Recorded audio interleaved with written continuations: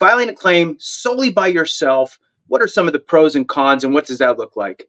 Oh yeah, so the advantages and disadvantages for filing yourself vary, and it's independent variables, right? So my first question always, what does the veteran understand about their claims? Something I always tell veterans is you don't have to understand the entire process soup to nuts, right? You don't have to understand every niche little thing, but you should understand the evidence for your personal claim. And I think that is crucial. It's critical for veterans filing themselves. That becomes more important versus all the other avenues. But this is totally my opinion. It's very easy to bash the VA on things they don't get right, but I would make the argument that as far as filing yourself through va.gov, whether that's a new condition, an increase, a secondary, an appeal, it is very easy. It's stupid easy to do through va.gov, and that has been a green light, kind of North Star type thing from va.gov, at least from my perspective. And I'm going to double down on something you said, which is that, I'm going to broaden it out a little bit, but that it is super easy.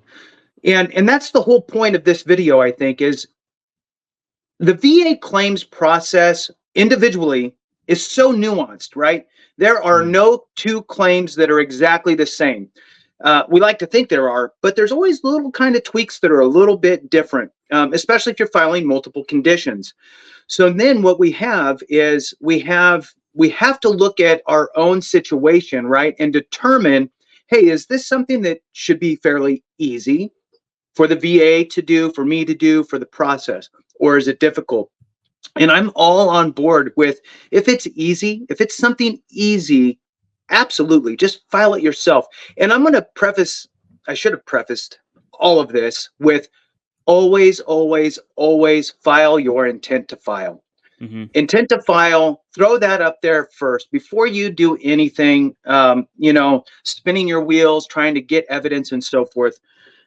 File that intent to file. It is an often overlooked document that you can send in to the VA that establishes, for those that don't know, an effective date.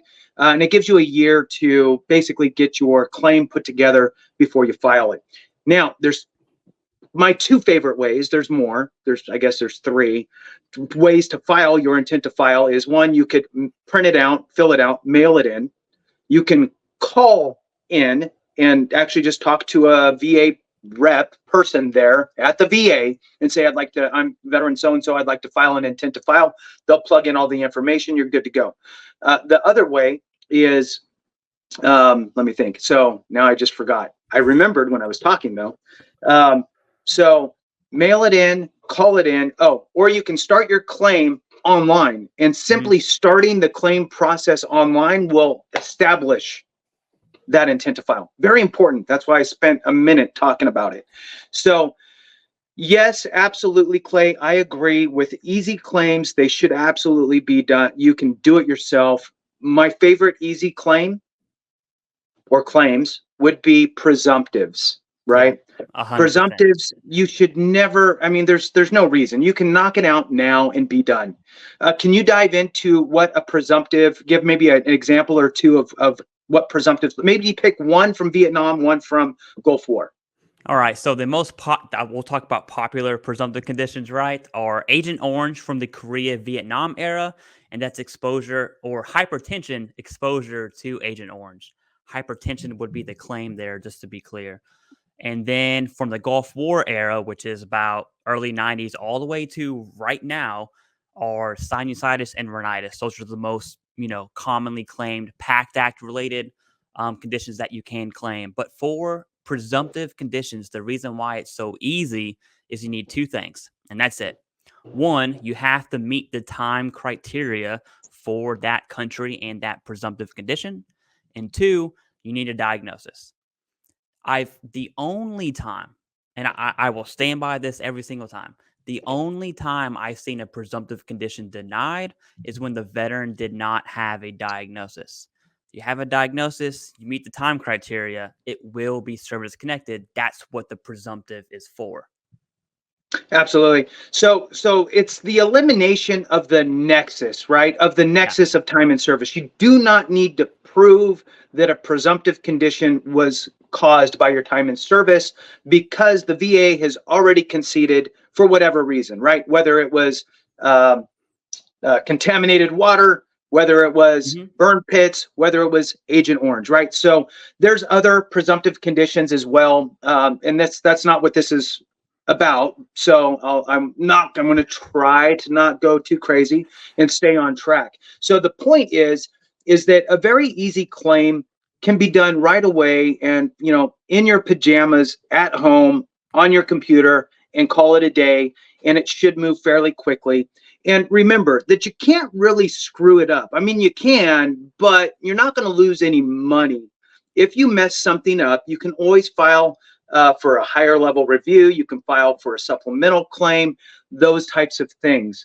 Now, what I want to jump into real quick on the filing the claim yourself, because you're doing it yourself, you need to have a little bit of knowledge. Now, I will throw out that the va.gov thing, you're gonna watch 1,000 videos. I get it. You're watching all kinds of, you're watching my personal channel, you're watching Clay's personal channel, you're watching other people's channels, you're Google searching things, you're reading things. So you're getting a lot of information, and you're gonna hear a lot of jargon. CFR this, and blah blah blah, and diagnostic code this, and DBQ that, and HLR and ITF, and you're going to hear all of this stuff. You're going to hear all the different form numbers, the SF180, the 21, whatever, right? So the point is that the nice thing about the va.gov filing your claim on there, it automatically picks the right things for you as you answer the questions. So you don't need to remember, okay, well, what form does this need to go on? And, am I filing the right things? It's filing your intent to file for you, done, just by starting the claim. When you're selecting that this is the first time you've ever filed a claim for this specific condition, it's picking the correct form, right? If you say that you filed for that claim before and either it was denied, or you're filing for an increase or something like that, it's going to shift you over to another form. So it's making sure and filling those things out for you appropriately online. If you decide that you don't want to do it online and print them out and fill them out and send it in, that's a different story. Now you got to make sure that you're doing the right forms. Yeah. Can you shed a little light on the forms before we shift gears into having somebody help you, Clay? Yeah, so there's three that are most important. You have the 526 EZ, and that is for initial claims, new conditions. Then you have a supplemental, which is an 0995. I say O, it's 0995. Then you have a higher level review, which is 0996. Those are the three forms that are you're really going to need, especially if you are an analog type. You want to write things down. That's totally okay. You want to mail it in. You can actually, if you prefer to write it down on the 526s or the 95s or 96s, you can also write it down, scan them, and then upload them online too. So you don't have to mail it in or go in person. You can absolutely, but it is the VA has made every avenue for what you want to do when you file your claim yourself, and the appropriate form is crucial. And the good news is, let's say you do a new condition, you fill out a 526, but actually it was a supplemental claim and you just didn't Right. know for whatever reason.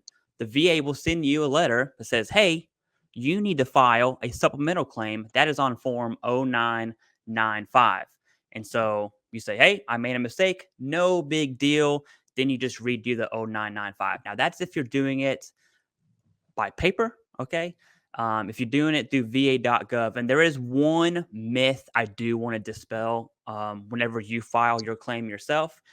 Everyone believes that, hey, I don't know the lingo for this claim. I don't know what to say for mental Mm, health whenever I file the claim. There's no special jargon. There's no special way to file a claim for it to be faster or for it to get approved. None of that exists. If you go online, you type in mental health, it'll pop up. You click it. There's a white box that comes up. You have to type something in it. It does not matter what you put in that box. It's not going to help your claim or harm your claim. You say, hey, I'm filing a claim for mental health. I was Right. seen in service. That's it. There's no, the VSOs or consultants or attorneys, they don't have a magic stick that says, boom, this claim is going to be approved, right? So Right. none of that exists. It's just file the claim.